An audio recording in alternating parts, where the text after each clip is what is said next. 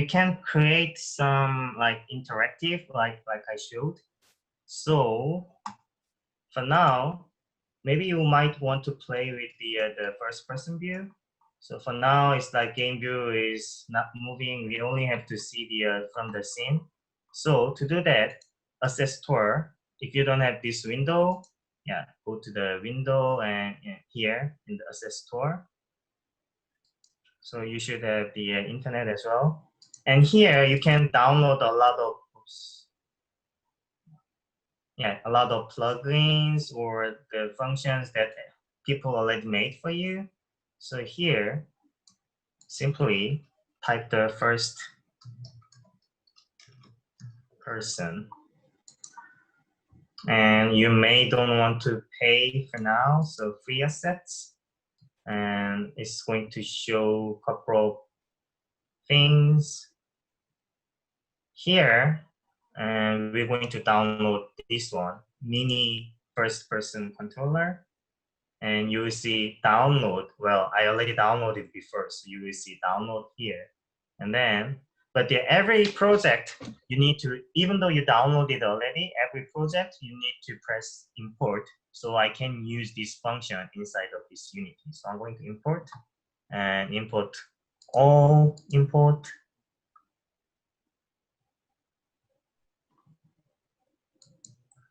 And when I see the asset, you will see the first person control over here. When you click the first person control, yeah, they already made some prefabs. And so here you have a first person controller and full. We're going to use this one, controller full.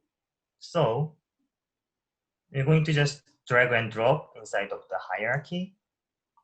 And it generated one capsule, which is a player. And then you can see the view of the game is already changed. So let's explore this. So I mean, oops, okay.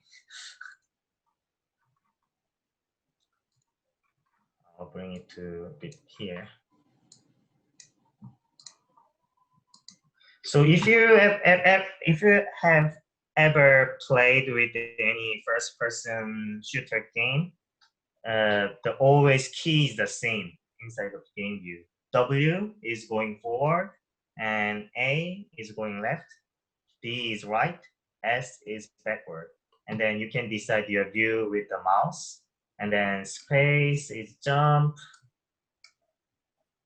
And, yeah. Well, the capsule cannot sit down, but your control is usually sit down. So like this, you can see. Well, don't forget about the circles because that's my window function. How to find the window key, the mouse cursor. So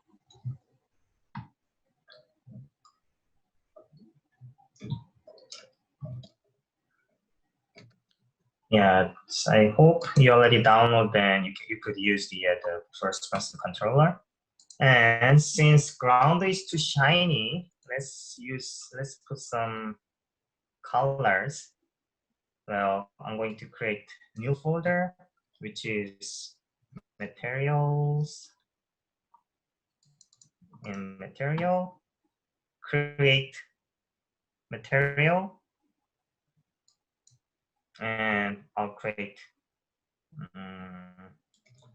ground. And in the ground, in the material in albedo, you can change the color. Oh, like this.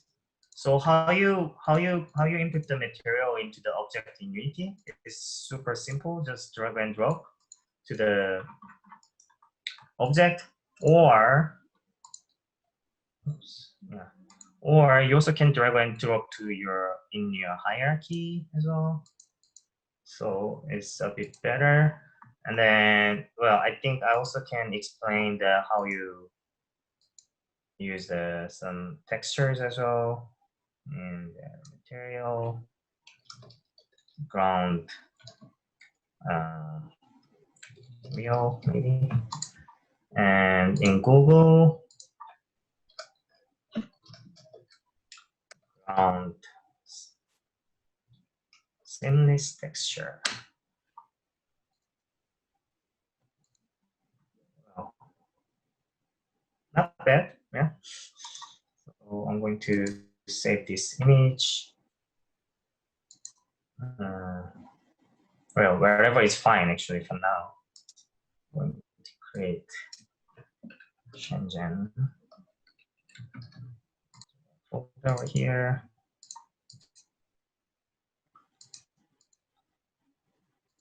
So here, inside of the material, I'm going to create one more folder. Well, I mean, this is not mandatory. I just like to organize the things. So that's why I keep making folders. In the texture, you can just drag and drop your texture. And then you need to select the material and oops.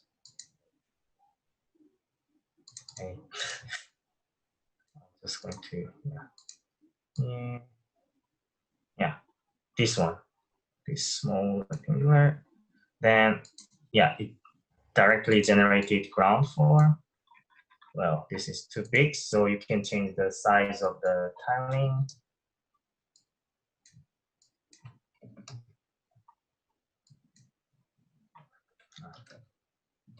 So this is how many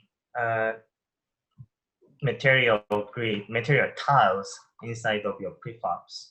I mean, inside of your object. So I just put it like this. Okay, now it's better.